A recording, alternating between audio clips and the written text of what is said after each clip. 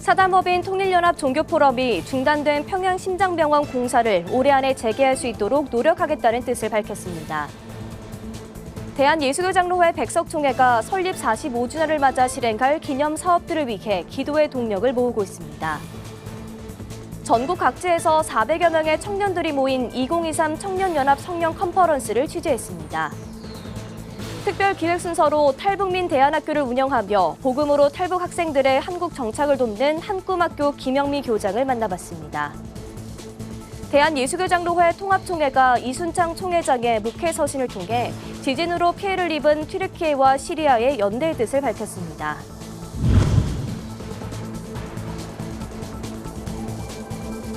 시청자 여러분 안녕하십니까? 구티비 뉴스입니다. 한반도 평화와 의료 선교를 위해 여의도 순복음교회가 시작한 평양심장병원 공사는 현재 남북의 관계 악화와 코로나19로 중단된 상태입니다. 사단법인 통일연합 종교포럼은 조속한 평양심장병원의 공사 재개와 한반도 복음 통일을 위해 설립된 단체인데요. 10일 진행된 2월 정기회의에서 관련 내용을 논의했습니다. 보도에 권현석 기자입니다. 사단법인 통일연합 종교포럼이 한반도 평화와 북한 복음화를 위한 기도의 자리를 마련했습니다. 지난해 4월 창립한 통일연합 종교포럼은 북한 인민병원 건립과 북한 선교에 대한 협력을 위해 정기 모임을 갖고 있습니다. 이날 모임에선 포럼 이사장을 맡고 있는 여의도 순복음교회 이영훈 목사가 하나님의 때란 제목으로 말씀을 전했습니다. 이 목사는 오직 십자가의 능력만이 주체 사상에 물든 북한을 복음화할 수 있다며 복음 통일에 대한 희망의 메시지를 전했습니다. 우리가 여튼 불가능한 현실 속에서도 기도해야 됩니다. 하나님께서 갑자기 우리에게 이 통일의 문을 열어주셔서 우리 남북이 하나 되는 날이 다가올 줄로 믿습니다. 오직 복음만이 그들을 변화시킬 수 있고 예수 그리스도의 십자가의 능력만이 저들을 변화시킬 수가 있다는 것을 잊지 말아야 될 것입니다. 이날 모임엔 북한 외교관 출신이자 2016년 우리나라로 망명한 국민의힘 태영호 의원이 참석해 강연에 나섰습니다. 태 의원은 열악한 의료 환경 등 북한의 실상을 전하며 현재 공사가 중단된 평양심장병원이 반드시 완공되어야 한다고 강조했습니다. 그래서 지금 여의도 순복음교회에서 평양에 이제 심장병원을 짓다가 지금 중단됐잖아요. 이거 어떻게 하나 해야 됩니다. 북한의 열악한 이거 평양시 이거 북한 주민들 진짜 현대적인 의료 이거 치료를 이거 받게 만들어야지. 통일연합 종교포럼은 현재 대북 제재와 코로나19로 멈춘 평양심장병원의 건축 재개를 위해 국제사회와 남북의 협력을 요청하고 있습니다. 또 여의도 순복음교회와 협력해 오는 2028년까지 북한의 각 시도마다 한 개씩 총 260개의 인민병원 건립을 추진하고 있습니다. 이영훈 목사는 최근 들어 북한을 향해 닫혀있던 인도적 지원의 길이 조금씩 열리고 있는 상황이라며 올해 안으로 평양심장병원 공사가 재개될 수 있도록 노력할 것이라고 밝혔습니다. 구티비 뉴스 권현석입니다. 대한예수교장로회 백석총회가 올해 총회 설립 45주년을 맞았습니다. 총회는 2023년을 기점으로 주요 기념사업 17개를 계획해 실행을 준비해왔는데요. 준비위원회는 본격적인 사업에 앞서 기도의 동력을 모으기 위한 기도성회를 마련했습니다. 정성광 기자의 보도입니다. 대한예수교장로회 백석총회 설립 45주년 준비위원회가 지난 9일 서울 방배동 총회본부에서 올해 첫 기도성회를 가졌습니다. 백석총회는 올해 교단 설립 45주년을 맞아 다양한 기념사업을 준비해왔습니다. 총회는 지난 45년을 하나님께 영광 돌리며 앞으로 진행될 사업들을 위해 기도로 동력을 모았습니다. 저희 총회는 45주년을 맞이해서 여러 가지 위원회가 조직되어지고 또 여러 가지 행사를 준비하고 있습니다. 그냥 사람의 생각으로 가는 것이 아니라 우리 총회가 무릎을 꿇고 처음 시작을 했듯이 무릎으로 모든 일을 마칠 것이며 기도로서 하나님 앞에 응답받고 하나님께 영광을 돌리고 기도성령 운동본부가 주관한 이날 기도성회는 글로벌 인재양성 운동본부, 백석인의 날 운동본부가 협력하고 서울노회를 포함한 6개 지역 노회가 함께했습니다. 글로벌 인재양성운동 본부장 박경배 목사는 기도하면 됩니다라는 제목으로 말씀을 전하며 한국교회가 하나 되지 못한 것을 먼저 회개해야 한다고 말했습니다. 이어 백석총회가 한국교회를 다시 세울 수 있을 것이란 믿음으로 45주년 기념사업을 은혜 안에 추진할 수 있도록 기도하자고 강조했습니다. 행사를 위한 행사 45주년 절대 하나님이 기뻐하지 않습니다. 하나님의 영광을 해가지고 우리가 회개하고 정말 하나님께 가까이 가서 우리 교단을 통해서 이 식어져가는 한국교회를 다시 세울 수 있는 이런 마음을 가지고 성령의 뜨거운 불의 역사가 다시금 일어나기를 위해서 기도회는 45주년 17개 주요 기념 사업의 성공과 교단의 부흥 발전, 한국교회 회복을 위해 2시간 넘게 이어졌습니다. 백석총회는 특별히 튀르키예 강진으로 가족과 터전을 잃고 고통받고 있는 이재민들을 위해 기도하고 구조 작업이 조속히 이루어질 수 있도록 중보하는 시간도 가졌습니다. 구티비 뉴스 정성광입니다. 지난달 성황리에 청소년 성령 컨퍼런스를 마친 신길교회가 이번엔 대학생과 신학생 400여 명이 참석하는 청년연합 성령 컨퍼런스를 개최했습니다. 이번엔 실내 마스크가 해제된 가운데 열리는 첫 대규모 집회로 현장엔 뜨거운 찬양과 기도의 열기가 가득했는데요. 현장을 김혜인 기자가 취재했습니다. 평일 오후 예배당에 청년들이 하나둘 모이기 시작합니다. 9일부터 시작된 청년연합 성령 컨퍼런스는 접수 인원만 400명이 넘습니다. 서울뿐 아니라 대전, 울산 등 전국 각지에서 청년들이 예배를 사모하는 마음으로 한자리에 모였습니다. 사실상 마스크를 착용하지 않고 참여할 수 있는 첫 대규모 청년 집회로 본당은 찬양의 열기로 후끈 달아오릅니다. 무대 앞으로 나와 자유롭게 춤추며 찬양하고 목 놓아 부르짖는 기도 소리가 곳곳에서 터져나옵니다. 마스크를 쓰고 하면 기도할 때나 조금 답답한 부분이 있었는데 그런 것들 조금 좀 편리해질 수 있고 또 조금 더 하나님께 더 부르짖을 수 있어서 더 편한 것 같아요. 이번 성령 컨퍼런스 주제는 Never Give Up, 이른바 포기를 잘하는 세대라 불리는 청년들이 세상에 나아가 하나님을 붙잡고 포기하지 않기를 바라는 마음으로 정했습니다.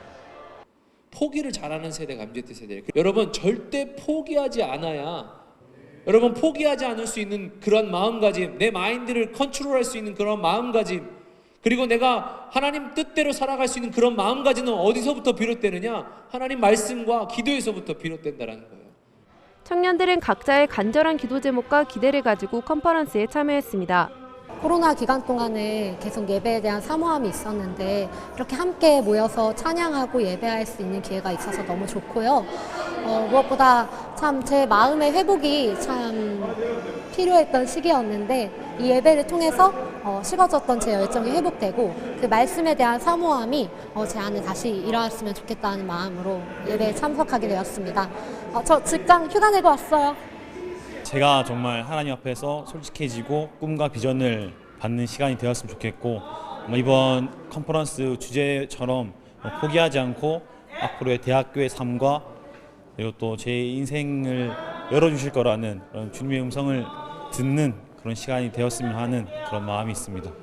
2박 3일 일정의 성령 컨퍼런스는 이기용 담임 목사가 인도하는 5번의 성령 캠프를 비롯해 다양한 분야의 전문가들이 전하는 특강으로 구성했습니다. 모이기 힘들었던 3년의 시간을 이겨내고 예배의 자리를 사모하며 참석한 만큼 기독 청년들은 포기보다는 간절함과 열정으로 사회를 이끌어갈 것이라는 한국교회의 기대가 심어진 시간이었습니다. 구티비 뉴스 김혜인입니다. 구티비 신년 특별기획 순서입니다. 구티비는 2023년 비전 다시 복음으로 새롭게에 맞춰 우리 주위에 있는 소외된 이웃을 섬기는 사역자들을 만나보고 있는데요. 이번 시간엔 탈북민들을 위한 대안학교인 한꿈학교 김영미 교장을 만나봅니다. 보도에 장세인 기자입니다. 졸업가운과 학사모를 단정하게 차려입은 한 학생이 긴장된 얼굴로 앉아 있습니다. 탈북민 대안학교인 한꿈학교의 18회 졸업생 이지혜 양입니다. 탈북민 출신으로 어렵게 학업을 이어온 이 양의 눈에는 기쁨과 아쉬움의 눈물이 맺힙니다. 지내온 과정이 쉽지는 않아 겨울같이 추웠지만 참 훈훈하고 마음 따뜻한 일들이 많았습니다. 크고 유명한 그 어떤 학교보다도 우리 한꿈학교 학생들은 함께 웃으며 서로 격려하고 최선을 다해 달려왔습니다. 끝까지 포기하지 말라는 말을 하고 싶습니다. 지난 2004년 개교한 한꿈학교는 일대 교장인 김성원 목사가 중국에서 먹을 것을 찾아 떠돌아다니는 이른바 북한 꽃제비들을 만나 한국으로 보내 교육하면서 세워졌습니다. 특히 나이가 많거나 육아와 공부를 병행하는 등의 이유로 일반 학교에 다니기 어려운 학생들에게 신앙교육과 대학 진학 교육, 진로 지도를 지원합니다. 김영미 교장은 한 꿈학교를 거쳐간 118명의 졸업생들에 대해 통일이 되면 남한과 북한의 가교 역할을 하도록 하나님께서 보내신 아이들이라고 말했습니다. 탈북사역은 이거 누구든지 꼭 해야 돼요. 통일이 되려면 준비를 해야 돼요. 그냥 통일되면 북한 사람하고 우리 말 안 통하거든요. 50% 이상 안 돼요. 서로 오해하고 일대 교장 선생님도 탈북자들은 통일 유학생이다. 이 학생들을 하나님이 왜 보냈겠냐. 15살부터 30살 초반까지 다양한 나이의 학생들은 한국어부터 영어, 수학 등 검정고시를 위한 기본 과목들을 공부합니다. 한국 사회 정착을 위한 법률 교육부터 심리 상담과 동물 매개 치료, 미국 연수와 한국 문화 체험 등 다양한 프로그램도 마련돼 있습니다. 신앙 교육을 위해 매일 아침 큐티 시간도 갖습니다. 일주일에 한 번은 함께 모여 예배를 드리고 금요일에는 성경 암송 발표 대회도 열립니다. 통일부 산하 비영리 법인으로 등록된 한 꿈학교는 올해 교육청에 정식 대안학교로 등록하기 위해 대안학교 조건에 맞추는 작업을 진행 중입니다. 김 교장은 학생들이 주말도 없이 열심히 공부하는 모습을 보면 더 많은 교육의 기회를 주고 싶다고 전했습니다. 나중에 통일이 되면 북한에 가겠다는 거예요. 저는 가난하고 정말 힘든 곳이니까 안 간다 할 줄 알았어요. 목숨 걸고 나왔기 때문에 대학에 가는 아이들의 그 목표는 북한에서 자기가 배운 거를 그대로 하고 싶다는 거예요. 그러니까 이 학생들은 지금 준비하고 있어요. 통일을 두고. 교회들이 탈북 학생 지원과 북한 선교 준비에 힘써줄 때면 감사하다면서도 다만 현장에 있다 보니 학생들이 상처받는 경우도 보게 되는데 먼저 탈북 학생에 대한 더 깊은 이해가 있으면 좋겠다고 말했습니다.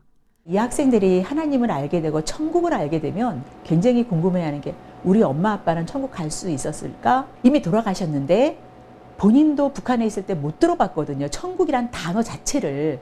그렇게 얘기를 듣지 못한 학생은 좀 힘들어 했었어요. 조금 더 이 학생들에 대한 이해가 먼저 좀 있었으면.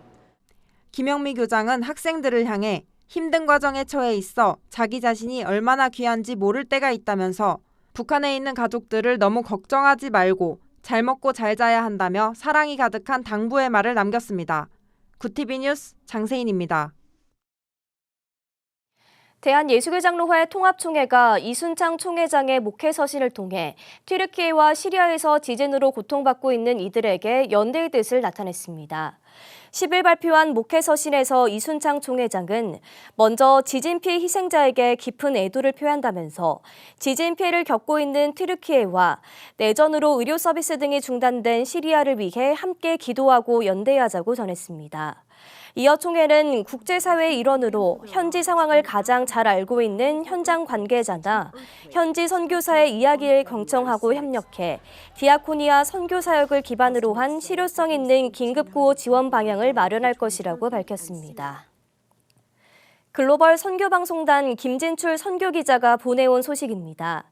사단법인 나눔과 기쁨 안산협의회는 지난해 12월 한 달간 길거리 모금으로 모은 2,400여만 원의 성금을 통해 마련한 쌀 731포대를 소외 이웃들에게 전달했습니다.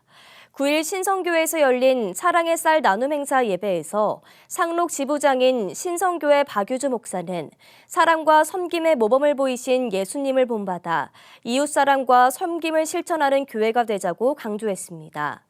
쌀을 전달받은 주민들은 교회에서 쌀을 나눠줘 감사드린다면서 자신들도 더 어려운 이웃들을 돕는 자들이 되겠다고 말했습니다.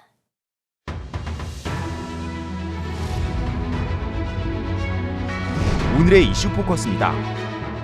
윤석열 대통령이 9일 서울 중구의 주한 튀르키예 대사관을 방문하고 대지진 희생자들을 애도했습니다. 윤 대통령은 살리무라 타메르 주한 튀르키예 대사에게 튀르키예 국민들이 좌절과 슬픔을 극복하고 일어설 수 있도록 우리나라가 최선을 다해 돕겠다고 말했습니다. 타메르 대사는 윤 대통령 조문에 사의를 표하면서 튀르키예가 꼭 필요할 때 도움을 주는 한국 정부와 국민에게 형제애를 느낀다며 절대 잊지 않겠다고 말했습니다. 7년 뒤 원자력 발전소 가동이 순차로 중단될 수밖에 없다는 우려가 나오고 있습니다. 사용 후 해결료 저장 시설이 꽉 차는 시점인 이른바 포화 시점이 앞당겨지고 있다고 10일 산업통상자원부가 밝혔습니다. 전라남도 영광군의 한빛 원전은 2031년에서 2030년, 경상북도 울진구 한울 원전은 2032년에서 2031년으로 포화 시점이 앞당겨졌습니다. 이에 이승열 산업부 원전산업정책국장은 원전 내 추가 저장시설 건설 등 대책이 필요하다고 강조했습니다. 북한이 고체연료 추정 대륙간 탄도미사일 ICBM을 조만간 시험 발사에 역량을 과시할 것이란 전망이 나옵니다. ICBM은 지난 8월 야간에 진행한 인민군 창건 75주년 기념 열병식에서 처음 공개됐습니다. 미국 카네기 국제 평화재단의 핵 전문가인 안킷 판다 선임연구원은 북한은 몇 달 내 첫 번째 고체연료 대륙간 탄도미사일 시험 발사를 할 것이라고 주장했습니다. 또 곧 성능 확인을 위한 고체연료 대륙간 탄도미사일 시험 발사가 계속 이어질 것이라고 덧붙였습니다. 인플루엔자 환자 수 감소세가 이어지며 지난주 환자는 직전주보다 약 34% 줄었습니다. 지난달 29일부터 이달 4일 외래 의사 환자 분율은 17.0명을 기록했다고 지난 2일 질병관리청 감염병 표본감시 주간 소식지가 전했습니다. 외래 의사 환자 분율은 외래 환자 1000명당 인플루엔자 의심 증상에 보이는 환자 비율입니다. 이는 직전주 25.6명보다 감소한 수치입니다. 다만 이번 절기 유행 기준인 4.9명의 3.5배 수준으로 여전히 높아 주의가 필요합니다. 구티비 뉴스 장현우입니다.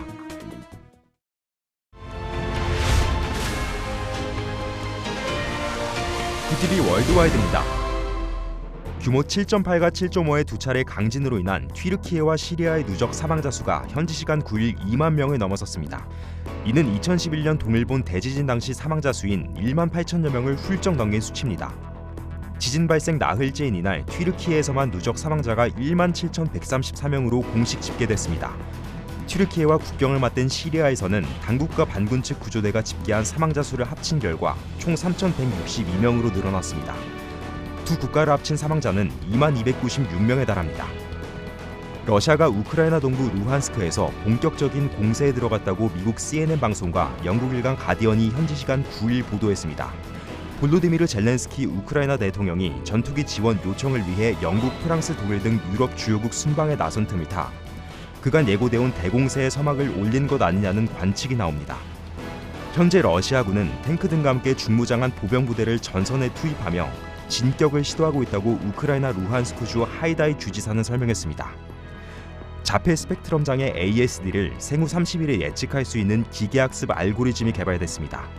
알고리즘이란 문제 해결을 위한 절차와 방법을 말하는데 수학과 컴퓨터, 과학을 통해 만들어집니다.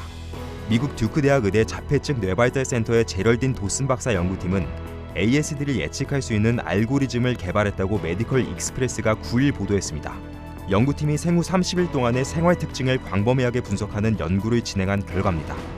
이에 미국 펜실베니아 대학 의대 정신의학 전문의 데이비드 맨델 박사는 ASD가 예측되면 곧바로 대책을 세워야 한다고 당부했습니다. 브라질 리우데자네이루에서 폭우로 곳곳이 범람하면서 늪에 살고 있던 악어까지 도심 한복판으로 떠밀려왔습니다. 브라질 남동부 리우데자네이루주 곳곳에는 지난 7일부터 거의 24시간 동안 강한 바람과 함께 집중호우가 쏟아졌다고 중남미 매체 인포바이 등이 현지 시간 9일 보도했습니다. 인명피해 역시 이어져 지금까지 2세 소녀를 포함해 최소 6명이 숨진 것으로 알려졌습니다. 구티비 뉴스 장현우입니다.